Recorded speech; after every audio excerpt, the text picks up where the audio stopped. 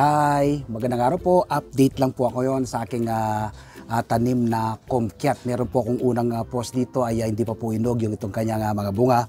Pero ngayon po ay napainog na natin. No? Nakatinim lang po yan sa timba. Makita po yung timba nating pinagtamnan. Ano?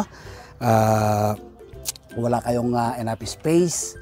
Sa Metro Manila kayo nakatira, pwede po kayong magtanim ng iba't ibang fruit-bearing trees, green leafy vegetables, at tulad po nitong kumquat na ito. No?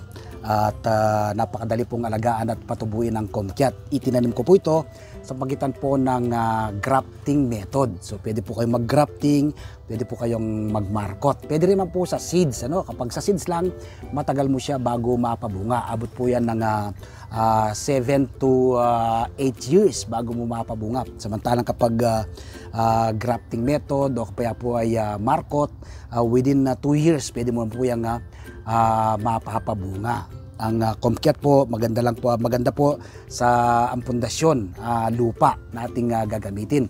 Una po, 60% buwagag na lupa, another 20% ay vermicast, tapos 20% ay carbonized rice hull. Tapos nagdadagdag na lang po kayo ng lupa. Ano? Tapos regular po akong nagdidilig ng binabad na balat ng saging. No? Kapag po ay kumakain ng saging, di ko po tinatapon ng balat. Sa halip ay ipinandidilig ko po sa aking mga tanim na halaman. Tapos regular din po ako nag-spray once a week ng fermented fruit juice. Kaya po kapag nag-flower na, lahat po ng ipa-flower ay matutuloy lahat po into bunga. Harvest po tayo na ngayon ng hinog nating bunga ng kumquat. Ito po ang ating harvesting. Gamit po itong ating itong tools. Ito po natin ang ating bunga ng kumquat. Ayun. So ito po. Tetiis po natin ngayon ito. Ano? Tikman po natin kung gaano po ito kasarap. Ako po ay naniniwala na ito ay masarap dahil inog siya sa puno. No? Inog siya sa puno. Balitan po natin. Yan. Sariwang-sariwa po, or rather kapipitas lang. Ano? Talagang from garden to table, pagkapitas ay kakainin po natin po ating harvest na kumquat. No?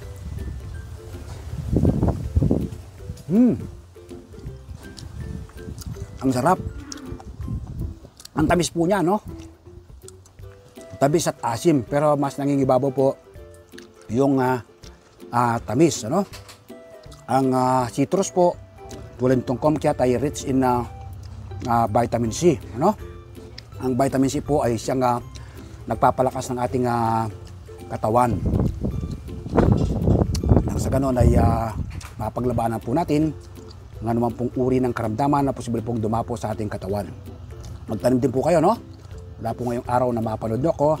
Magtanim po kayo ng mga iba't ibang fruit-bearing trees, mga green leafy vegetables. Sarap niya. Ubusin ko na to.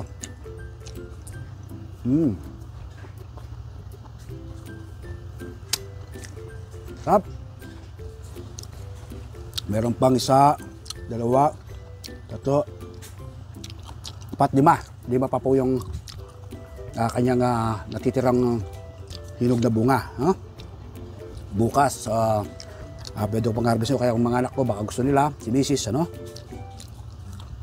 Papupuntahan ko lang dito sa garden at pitasin na itong natitirang hinog na bunga ang ating kumquat. Nawa po ay nakapag-share ako, nakapag-ambag ako ng konting kaalaman at impormasyon ngayong araw nito tungkol po ng pagtatanim ng kumquat. Magtanim din po kayo ng inyong sariling pagkain para hindi kayo maapektuhan ng mataas na presyo ng prutas at gulay sa merkado.